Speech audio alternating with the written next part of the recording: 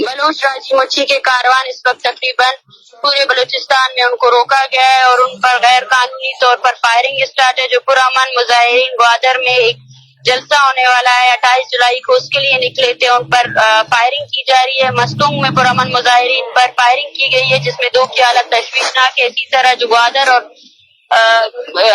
کیا entry point ہے تلار check post, وہاں پہ کل رات سے مسلسل فائرنگ کی ہمیں اطلاعات آ رہی ہیں، جس میں ڈی بلوچ میں جب مظاہرین نے ڈی بلوچ میں دھرنا دیا تو وہاں سے بھی ان کو اٹھایا گیا، وہاں پر بھی ابھی تقریباً ہزاروں کی تعداد میں لوگ موجود ہیں اور آنسو گیس سیلنگ کی جا رہی ہے۔ میں بلوچستان میں موجود جتنے بھی لوگ ہیں ان سب سے گزارش کرتی ہوں کہ جہاں جہاں آپ کو روکا گیا ہے وہاں دھرنے دیے جائے، وہاں پرامن طریقہ کار سے تمام سڑکوں کو بند کیا جائے۔ اور ہم یہاں پہ ایک پرامن مظاہرے کے لیے جلسے کے لیے آئے تھے جس کی ہمیں اجازت نہیں دی جا رہی ہے اور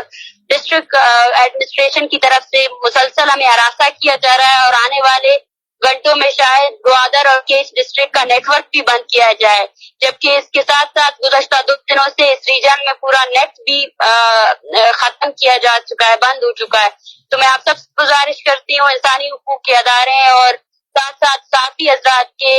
اس ریاست میں بلوچ کی جو بقا کی جنگ ہے اس پر آپ ہمارا ساتھ دیں اور بلوچستان میں جو انسانی حقوق کی پامالیاں ہو رہی ہیں اس پر جلد از جلد نوٹس لے کہ کس طرح پورے بلوچستان میں جو اسٹیٹ وائلنس ہے وہ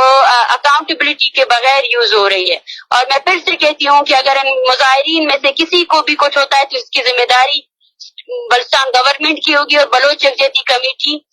یہ قوت رکھتی ہے کہ وہ جب تک انصاف نہ ملے گا تب تک وہ پورے بلوچستان کو بند کرنے کا اعلان کرتی ہے۔ شکریہ۔